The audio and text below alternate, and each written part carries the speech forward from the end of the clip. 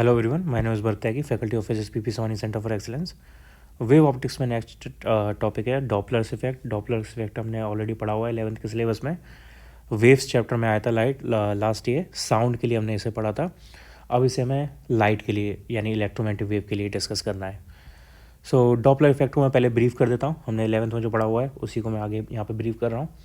Basically जो wavelength होती है किसी भी वेव की, अगर सोर्स और ऑब्जर्वर एक दूसरे से दूर जा रहे हैं तो वो वेवलेंथ जो है स्ट्रेच करती है और उसकी वजह से वो इंक्रीज़ हो जाती है, यानी वेवलेंथ इंक्रीज़ कर जाती है। और अगर सोर्स और ऑब्जर्वर एक दूसरे के पास आ रहे हैं तो जो वेवलेंथ है वो कॉन्टैक्ट करती है और वो कम हो जाती है। तो अगर सोर्स और ऑब्जर्वर एक दूसरे से दूर जा रहे हैं तो वेवलेंथ इंक्रीज़ करेगी, सोर्स और ऑब्जर्वर एक दूसरे के पास आ रहे हैं तो वेवलेंथ डिक्रीज़ करेगी। This is Doppler's effect. तो ये हर वेव के लिए एप्लीकेबल है। साउंड के लिए हमने पहले पढ़ा हुआ है 11th क्लास में, और ये लाइट के लिए भी एप्लीकेबल है। तो इसमें दो मेजर केसेस बनेंगे, दोनों को एक एक करके डिस्कस कर लेते हैं। Case one is when source and observer are moving towards each other. So these are source and observer. These are moving towards each other. Source and observer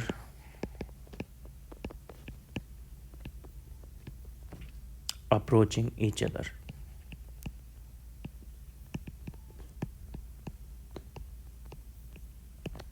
okay, and suppose इनकी relative speed है v।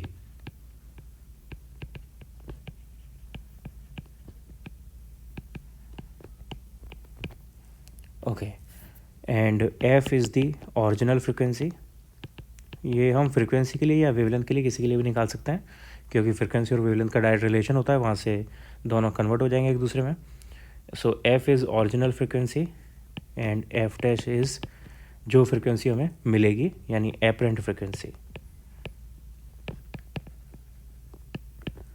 Okay, सो इसका formula होता है f dash equals to f यानी original frequency under root c speed of light plus v relative speed divided by c minus v। c यहाँ पे speed of light है, v यहाँ पे रिलेटिव स्पीड है between source and observer. Okay, इसको solve करना है और हमारे पास सिंप्लीफिकेशन के लिए वैसे यही फॉर्मूला हम लगा सकते हैं डायरेक्ट, लेकिन जनरली इस केस में क्या होता है जो कि साउंड के केस में नहीं होता, कि speed of light is very high, है ना। तो जो ऑब्जेक्ट की स्पीड है वो हमेशा स्पीड ऑफ लाइट के कंपैरिजन में काफ़ी स्लो होती है। तो वो केस हम यहाँ पे ले सकते हैं, v is very very less than c। Hence इसको हम बाइनोमियल से थोड़ा सिंप्लीफाई कर सकते हैं। ये आएगा f, इसको हम लिख सकते हैं c plus v to the power 1/2, और ये हो जाएगा c minus v to the power -1/2। And यहाँ से सपोज हमने कॉमन ले लिया c, तो c कॉमन लेने के बाद बाहर आएगा c की पावर 1/2, अंदर बचेगा 1 plus we upon c power 1/2। यहाँ से भी c कॉमन ले लेते हैं तो बाहर आएगा c माइनस 1/2, अंदर बचेगा 1 minus we upon c power -1/2। तो c to the power -1/2 and c to the power 1/2 ये कैंसिल आउट हो जाएंगे। f यहाँ पे हम बाइनोमियल एक्सपेंशन लगा देते हैं। सो बाय बाइनोमियल एक्सपेंशन हमारे पास आएगा 1 प्लस वी अपॉन 2c, और यहाँ से भी माइनस माइनस प्लस हो जाएगा 1 plus we upon 2c। So f dash is equals to f 1 plus we upon 2c whole squared, ये आ जाएगा। इसका स्क्वायर खोल देते हैं तो ये हो गया 1 square 1 plus v square upon 4c square plus 2 into v upon 2c। So 2 से 2 cancel out. Now we already know that v is very very less than c, hence v square will be much much lesser than c square, hence v square upon c square will tends to 0, यानी इसको हम 0 कर सकते हैं, बहुत छोटी value आएगी। तो हमारे पास बचेगा f dash equals to f bracket 1 plus we upon सी। तो ये सिंप्लीफाइड वर्जन में फॉर्मूला है एपरेंट फ्रिक्वेंसी का for this case. Now second case will be when source and observer are moving away from each other.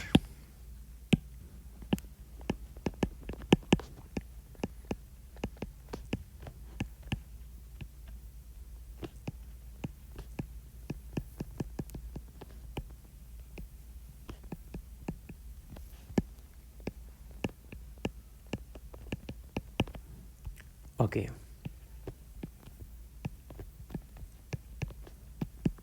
Source and observer are moving away from each other.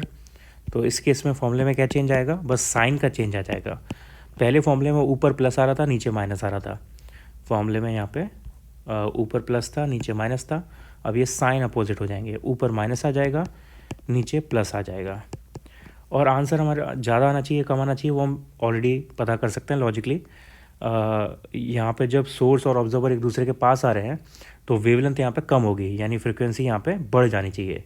तो F dash की value ज़्यादा आनी चाहिए, इसलिए ऊपर plus है, नीचे minus है। जबकि दूसरे केस में ये दूर जा रहे हैं तो यहाँ पे वेवलेंथ इंक्रीज़ करेगी, हैंस फ्रिक्वेंसी यहाँ पे डिक्रीज़ करेगी। तो इसलिए ऊपर नेगेटिव आया है और डिनोमिनेटर में पॉजिटिव आया है। ओके, तो पहले वाले कंसेप्ट की तरह इसको भी सॉल्व करेंगे बाइनोमियल यूज़ करके। तो इसका आंसर आएगा F dash equals to F bracket 1 minus we upon सी। तो मैं सिमिलरली डायरेक्ट इसका आंसर लिख दे रहा हूँ, सिमिलरली एज बिफोर। इसका आंसर ये आ जाएगा। ओके, तो ये दो जनरल केसेस हो गए। अब यही सेम रिलेशनशिप हम निकाल सकते हैं वेवलेंथ के लिए भी। तो वेवलेंथ के लिए ये आएगा, सपोज़ ये दोनों सोर्स और ऑब्जर्वर जो है वो एक दूसरे से दूर जा रहे हैं, तो उस केस में फॉर्मूला हमारा आया था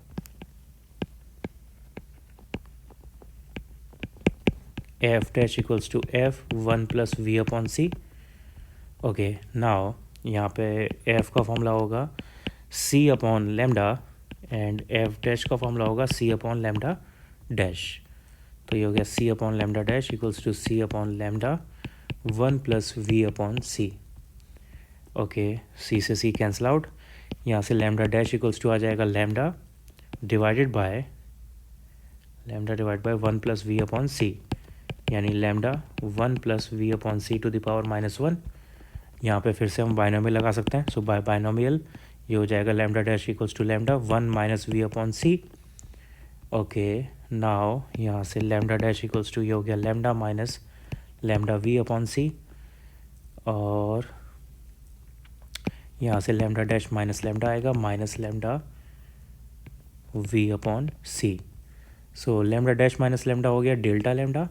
सो delta lambda equals to minus lambda v upon c, hence delta lambda upon lambda equals to minus we upon सी। ये वेवलेंथ के लिए इसका शॉर्ट रिलेशन आ जाएगा।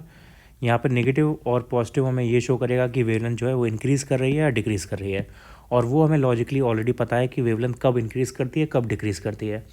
अगर सोर्स और ऑब्जर्वर एक दूसरे से दूर जा रहे हैं तो वेवलेंथ इंक्रीज़ करेगी, तो डेल्टा लेमडा पॉजिटिव आना चाहिए।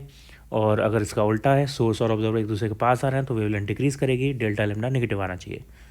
तो हमें साइन को फॉर्मूले में याद रखने की ज़रूरत नहीं है, साइन को हम लॉजिकली बाद में ऐड कर सकते हैं क्वेश्चन में। तो साइन से कोई प्रॉब्लम नहीं होनी चाहिए। क्वेश्चन ट्राई करते हैं इस पर। With what speed should a star move with respect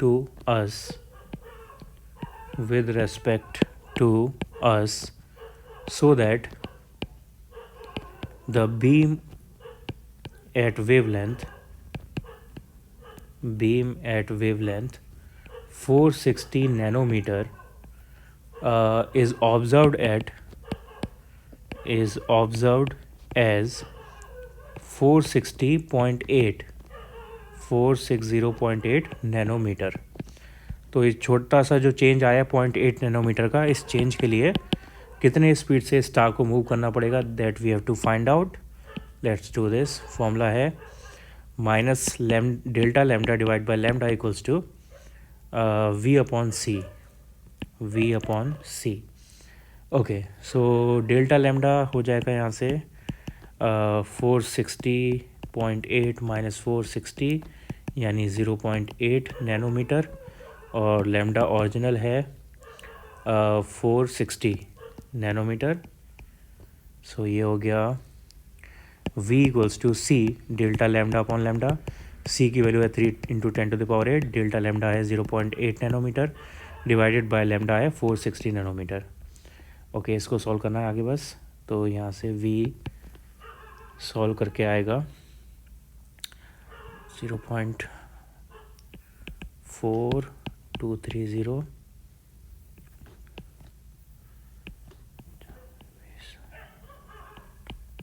575।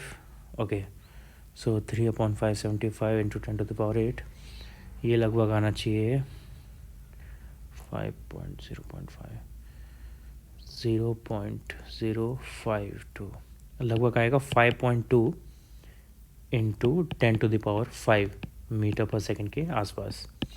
ये इसका आंसर आएगा। अब हमें नेगेटिव साइन का क्या यूज़ था मैं वो बताता हूँ। तो यहाँ पे देखो वेवलेंथ में इंक्रीज़ आ रहा है या डिक्रीज़ आ रहा है। वेवलेंथ में यहाँ पे इंक्रीज़ हो रहा है। अगर वेवलेंथ में इंक्रीज़ हो रहा है इसका मतलब स्टार जो है वो हमसे दूर जा रहा है। तो यहाँ पे हम आंसर में लिख देंगे star is moving away with this speed, with this speed. Answer. Next question. A galaxy moving with a speed uh, 300 kilometer per second shows blue shift. Full stop. At what wavelength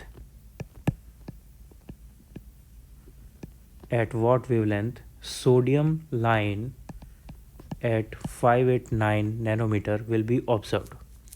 At 589 nanometer will be observed. Okay तो यहाँ पे देखो एक phrase use हुआ है blue shift. इसका क्या meaning है पहले वो देख लेते हैं। दो टाइप के शिफ्ट होते हैं ऐसे एस्ट्रोनॉमिकल रिसर्च में, blue shift and red shift. So we already know that wavelength changes with respect to the motion of star and observer. तो जब स्टार या कोई भी जो लाइट सोर्स है वो हमसे दूर जा रहा है तो वेवलेंथ इंक्रीज़ होगी। तो वेवलेंथ इंक्रीज़ होगी तो विजुअल स्पेक्ट्रम में जो हाईएस्ट वेवलेंथ होती है, जब वेवलेंथ इंक्रीज़ होती है तो वो रेड की तरफ शिफ्ट होती है, क्योंकि रेड की वेवलेंथ हाईएस्ट है। तो अगर वेवलेंथ इंक्रीज़ हो रही है तो हम उसको बोलते हैं रेड शिफ्ट। वेवलेंथ इंक्रीज़ यानी फ्रीक्वेंसी डिक्रीज़, ये रेड शिफ्ट को शो करता है। और ब्लू शिफ्ट में उल्टा, अगर स्टार या गैलेक्सी या कोई भी लाइट सोर्स हमारे पास आ रहा है तो वहाँ पे वेवलेंथ डिक्रीज़ करेगी एंड फ्रीक्वेंसी इंक्रीज़ करेगी। That will show us blue shift. Okay, तो रेड शिफ्ट के अंदर जो स्टार्स या सोर्सेज हैं वो दूर जा रहे हैं, ब्लू शिफ्ट के अंदर स्टार्स या सोर्सेज जो है वो हमारे पास आ रहे हैं। ये इनका मीनिंग होता है। Now let's try this question. यहाँ पे हमें स्पीड दी हुई है v equals to 300 kilometre per second. 300 kilometre per second यानी 3 इंटू 10⁵ मीटर पर सेकेंड। और ब्लू शिफ्ट है यानी दूर पास आ रहा है galaxy. At what wavelength sodium line will be observed. तो सोडियम लाइन की हमें